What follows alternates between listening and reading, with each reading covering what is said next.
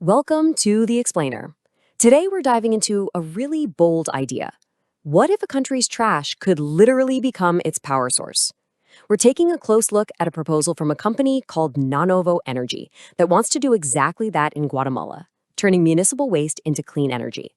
So let's unpack their vision. It all really boils down to this one powerful mission statement: transformando residuos y desechos sólidos en energía limpia, which, translates to transforming solid waste and refuse into clean energy. This single sentence is the engine behind their entire plan. All right, so let's start with that mission. What Nanovo is putting on the table here is what they say is a forward-thinking solution for two of Guatemala's biggest headaches: figuring out what to do with all its waste and how to generate more sustainable power. So the proposal really hinges on the simple but pretty ambitious idea to use advanced technology not just to get rid of waste, but to actually transform it into clean, renewable energy. The goal is kind of a three-way win. You get less pollution from landfills, you get a brand new source of power, and you see direct benefits for local communities and the environment. Okay, so that's the big picture vision. But I think the really fascinating part is the how. How do you actually turn a pile of everyday garbage into electricity that can power homes? Well, it all comes down to the specific technology they're proposing to use. According to their plan, it's a three-step process. Pretty straightforward. First up, advanced recycling. Automated systems sort through the waste and pull out all the valuable recyclable stuff. Everything else, the stuff that's left over, goes to step two, gasification. This converts that remaining waste into a synthetic gas. And then in the final step, that gas becomes the fuel to generate clean electricity. So let's talk about this term, gasification, because really this is the technical heart of the whole operation. Now, this is a key point. It's not just burning trash. It's a much more efficient process that chemically converts the waste. This transformation creates a fuel, what they call a synthetic gas or a syngas, which can then be used cleanly to power generators. So you see, it's not just one thing. They're actually talking about two key technologies working together. You've got the advanced recycling on one side, which is all about pulling out anything that can be reused to support that circular economy. Then gasification steps in to handle what's left, the truly non-recyclable stuff, and turns that into energy. They're presented as two parts of a whole system, making sure very little actually goes to waste. All right, so we've got the tech down, but what's the payoff?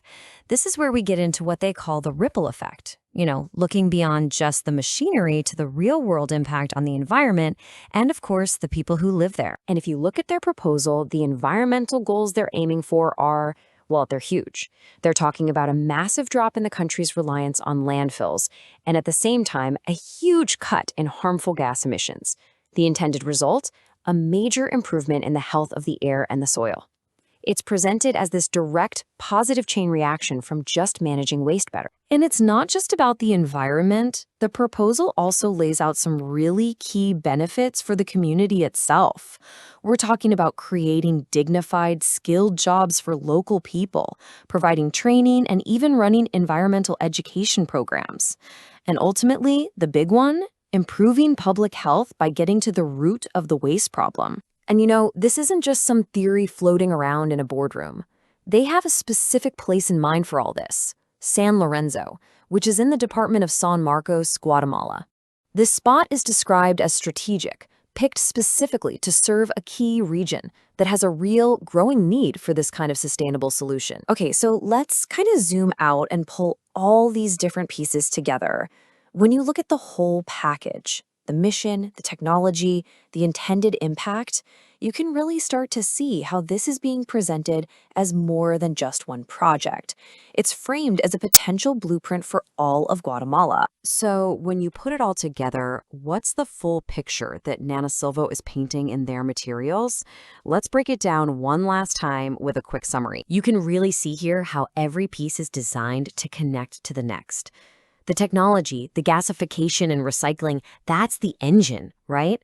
And that engine drives the environmental goals of cutting down pollution and landfill use.